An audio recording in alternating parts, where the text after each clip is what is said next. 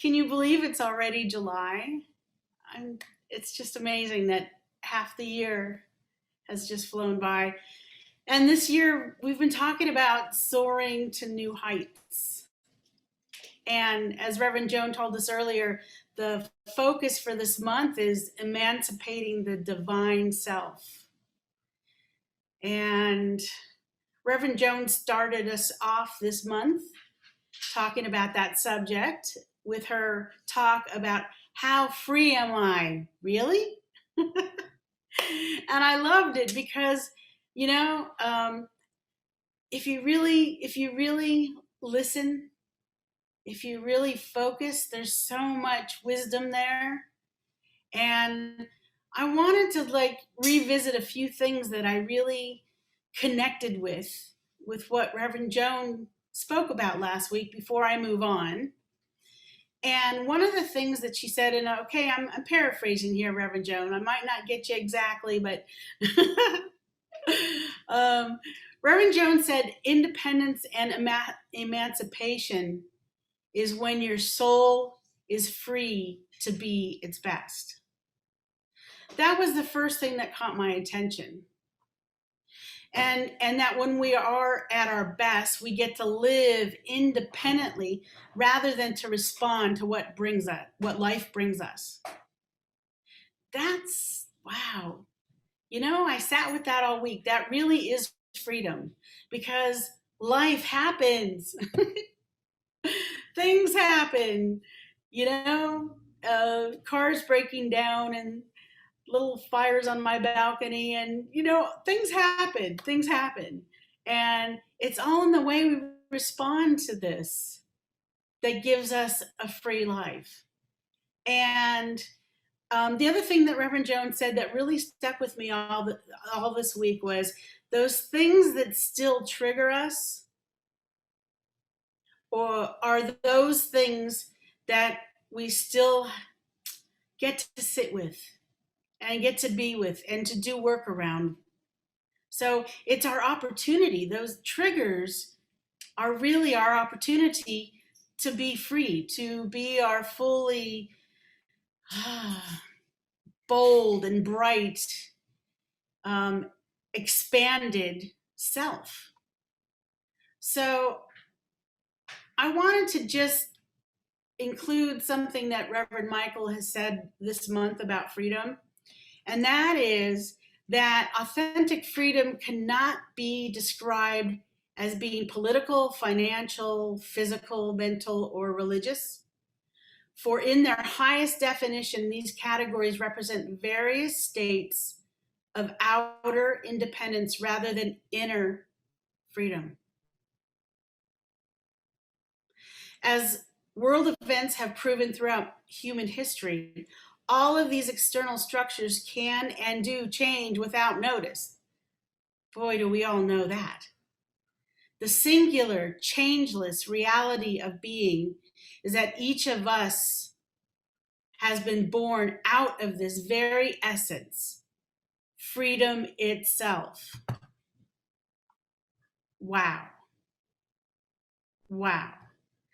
So I'm going to flow right into my talk.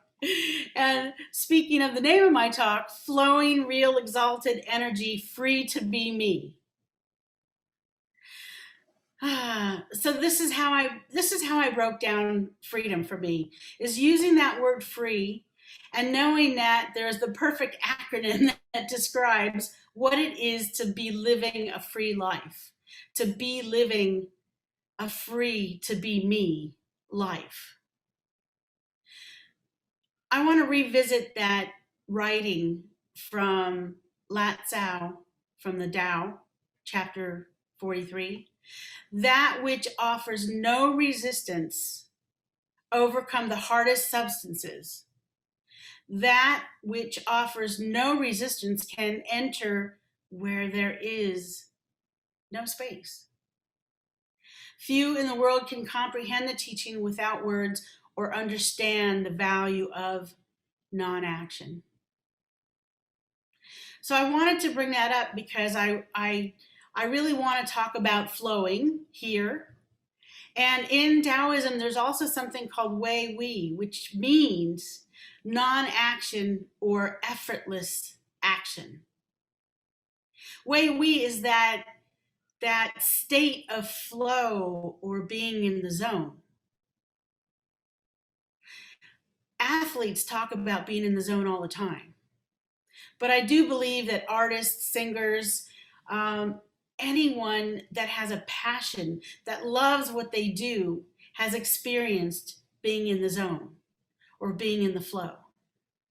A basketball player once described it as it was almost as if we were playing in slow motion. And during those times, they could see the next play develop before it even happened. Right? So I know that I've had those moments in different areas of my life. And I want to, a beautiful moment came very apparent to me yesterday. It's something that happened. Some of you on my social media platform might have read what happened yesterday. And, you know, I really feel blessed that the week or two before you're working on a talk or that I'm working on a talk, the talk is working on me. It's happening in my life as it's coming together. So yesterday I was at Sprouts. I did my shopping, my basket was full. And had just finished working with a letting it go customer.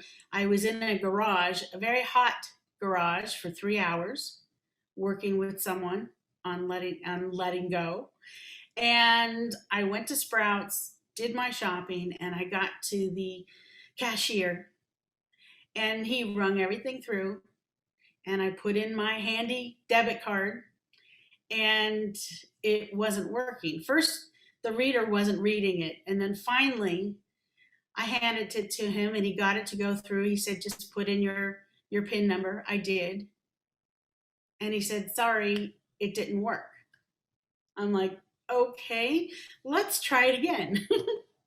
Because I knew that there was financial abundance in the account to take care of this transaction. He did it again. And it didn't work again. So the lady behind me, she moved all her stuff over to the next cashier because she could tell it might be a minute. I don't know what's going on here with this lady. So she moved over and she checked out completely, and I was still having him try one more time. And so finally, he said, do you have another card? And I said, nope, that's the only card I have. And I had bagged my own groceries in my own bags. And he just looked at me and he said, ma'am, you're going to have to take all the groceries out of your bags. And I stood there for a minute and I was like, really? Okay. But now here's the thing, you guys. I didn't get upset. I didn't feel victimized by him or the process or the card not working. I just took a deep breath and said, okay, then that's what this day is going to be. Well, the lady that had checked out beside me came around the side and said, with a credit card in her hand, I want to pay for your groceries. And I was like, my first reaction, I'm going to be super honest here, was no, I have the money. No, no, no. And then something settled in over me. I took a deep breath and she said, no. And I said to her, and besides, it's not $50, it's $150. She said, I don't care. I really want to pay for your groceries. And I know that you're going to pay it forward. And I stood there for a minute, and in that moment, it was done. And the cashier gave me the receipt. And I looked at her and I couldn't help it, but I had all these tears welling up in my eyes. It was just such a beautiful gesture. And I said to her, I said, I will pay it forward and I want to thank you. And I would love your address so I can send you this thank you. So we stood there for a minute and she gave me her name and her address. And I walked out of the store with a smile on my face. I was beaming ear to ear. And what I know was I was in the flow of the universe. I wasn't fighting it, I was letting it happen. And you know what, you guys? I don't know about you. There's been plenty of times in my life where people have offered me assistance or help, and I just put my hands up and said, no. That is the universe, people. That is God. She was my angel in that instance. I will never forget. I will never forget her face. I will never forget her generosity and her kindness. And I will never not want to pay that forward. So I'm sure you all have your own example of being in the flow. Maybe it's not that, maybe it's something else. The way you showed up at work and something got resolved. You know, problem solving really can be in the flow as well, right? So out of that exchange, I had wrote on my social media that there really are angels walking amongst us and singing amongst us too, Lauren. That people generally are generous. You know, I get caught sometimes in the news about, they only do news on greedy people. There's a lot of news on generous people. Let's bring that to light. You never know what will happen if your heart is open and you're in the flow of love. So I really do believe that because I didn't go to a place of frustration or victimhood, that I stayed in that upper room of consciousness, that is the reason that this happened in my life. And it's so clear to me now how profound living that kind of life is, that that is my intention for my life. And also this gratitude practice that I've had for so many years.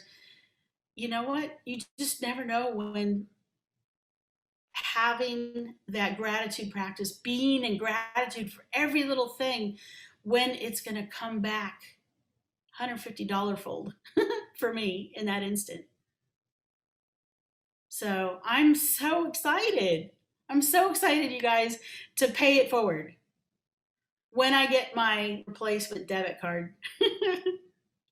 So I'm just excited to go to the store and pay it forward to someone. So that's the first thing. Flowing. I said flowing. Now the next acronym I used word is real. Real. The dictionary says that real is existing or occurring as fact, actual rather than imaginary, ideal or fictitious. So here's what I know about being real, being authentic, being the real you. As scary as it might feel sometimes, it's a heck of a lot harder. It takes so much more energy to hide your true self. It takes a lot more energy and causes a lot more pain. When I was working in the corporate world and I was um, also a practitioner, I wasn't yet in my ministerial studies. I was printing off some flyers for class that night at the spiritual center I was at. And I printed it off and then I picked up my phone. So I got pulled away from those copies I made into a call. And when I hung up my phone, someone was over at the copy machine. And he picked up my papers and he flung them in the air and said, "Whose God stuff is this?" And I remember feeling like, oh my God, I just felt like I've been outed. I've been outed. I love God. This is what I do on my time off. I'm all about God. I'm all about spirit. I'm all about spirituality. And I remember that at that moment I wasn't 100% brave and courageous to say that's mine. So I kind of quietly slunk over to his desk and said, "Thank you." I'm glad that story came up for me because I can see my progress. Last time I spoke, I talked about being proud of being gay, of being a lesbian. I'm proud of it. You know what? I'm proud of being a woman of God. I am proud that it is who I am and what I'm interested in and my passion. I'm in the flow when I'm being my authentic self. The other thing about being real is how many times do we sometimes say yes when it's really a no? How many times do we say no, but it's really a yes, but there might be fear or concerns? So I remember this story that Reverend Michael told us. Trying to think, it was maybe the second time he came to Agape Bay Area. And he told this story of finding his no in a very painful way. That he had someone he was kind of mentoring, a young man who he knew was getting into trouble. And this young man wanted to help him with his car. He had an older car, classic car, right? And this car wasn't running properly, and this young man was all about cars. And he kept telling him, "I can fix it, man. I'll take care of it." And Reverend Michael, he said, no, the first time, but the guy kept on him. The guy kept on him. And so finally, Reverend Michael said, and I don't know that he was even a reverend yet. I think, this is in his younger days. He said, okay, man. Okay, yeah, let's get together. Well, what happened, and I know that I'm abbreviating the story. What happened was this young man went to an auto parts store and to steal a part and ended up getting shot by security. And I remember when he told us the story, in fact, I think it was Robert Pomonis was sitting next to me. And I remember him and I looking at each other like, yeah, this is important. That's something that we really need to remember. And Reverend Michael said he learned his lesson: when it's a no, you stick to it being no. You know what? Anytime we show up and we're not in a full on yes, we're not really living our authentic self. And when we're not there but we really want to be there, that is also not living our real self. So to be free, we have to be real. So the next word is exalted. We are beings that come from the Most High. That's who we are. We are here to experience life as that elevated expression of what we are, how we came in.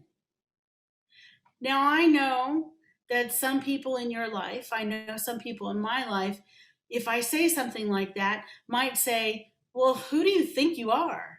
God?" Well, actually, yes. Right? I mean, it's not coming from the ego.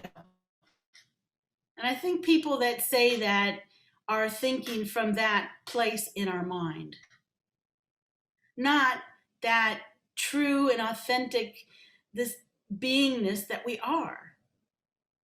So just knowing that you are that perfect divine outpicturing of God, Goddess itself, just truly knowing that we are more than just a drip in the ocean. We are the ocean.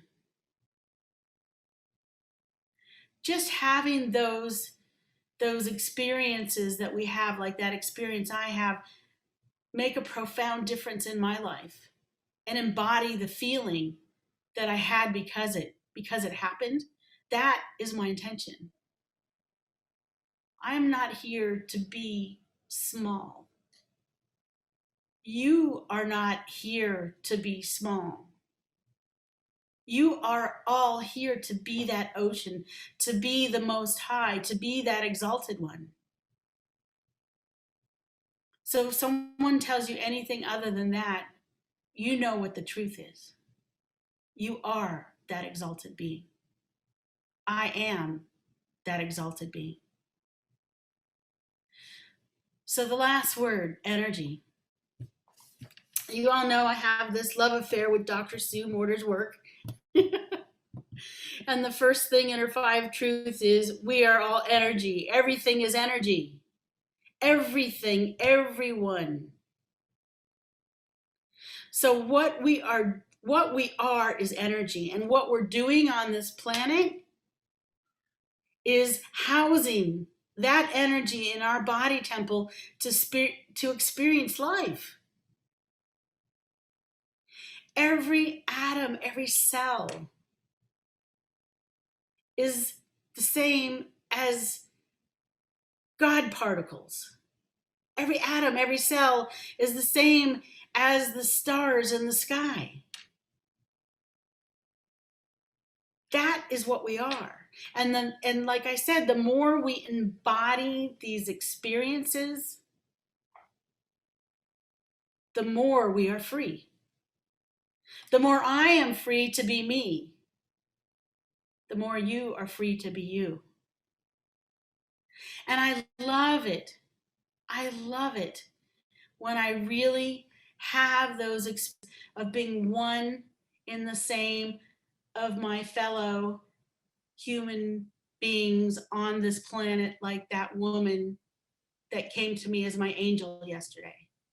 I love it when I'm in nature and I feel no difference between me and the beautiful redwood trees.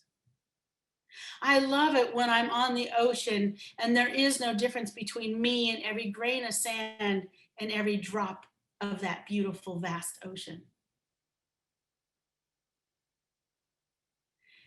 That interconnectedness of all life, that word that's in our mission statement. It's more than a word, it's truth. It's who we are and it's what we're doing here. So what it takes to be free, really free, that internal free, is flowing. Be in the flow. Do what you love what you do. I'm in the flow when I'm painting. I'm in the flow when I'm doing my letting it go work. And you know what, folks? Sometimes it's dirty and messy.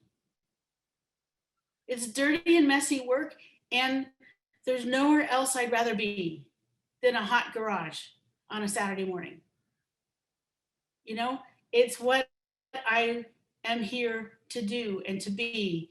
And then once you're in that flow, amazing things can happen. You just never know. Be in the flow. If there's something that's going on in your life that feels like it's not in the flow, you might want to examine that. I invite you to examine that. Vision on it. Have a session with a practitioner. You know, change your routine.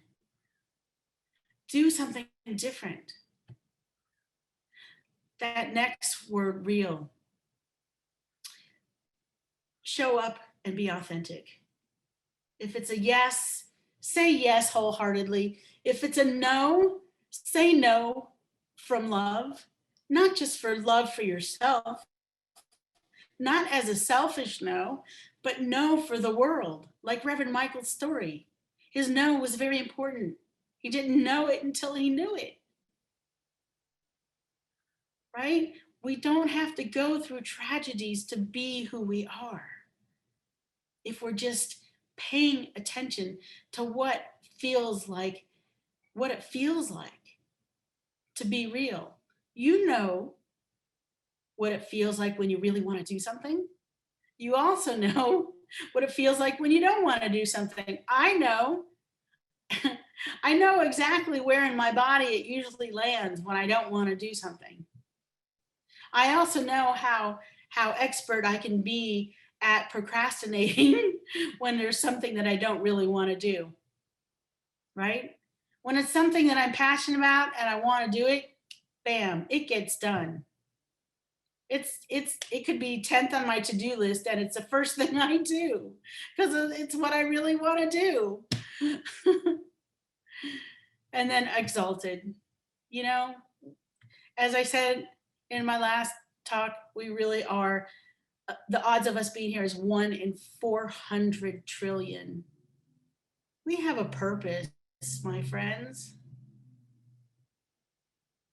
And you might think of yourself as different than others because maybe you haven't done something grand, but I'm telling you, a smile at a stranger or taking the extra moment to hold a door or picking up something someone dropped, all those things are just as important as the Dalai Lama or all our spiritual teachers and gurus and mentors or Oprah, right? Our lives are just as significant and powerful and needed and necessary. We are all exalted. Not one of us is not. Even if on the outside it might look different for their incarnation on this earth. We are all exalted beings of light. And the last word, energy. There's nothing here that isn't energy, folks. We are energy informed. This is it. We are energy bodies. So where do we feel what we feel? Pay attention to our body. They're so profoundly intelligent, our body temples. There are no answers outside of us. Everything we need, every resource, every bit of energy is all right here. Just open to it, open to it. So with that, I just say, let freedom be you. We are freedom. There's nothing that separates us from this freedom that is ours, truly right here and right now.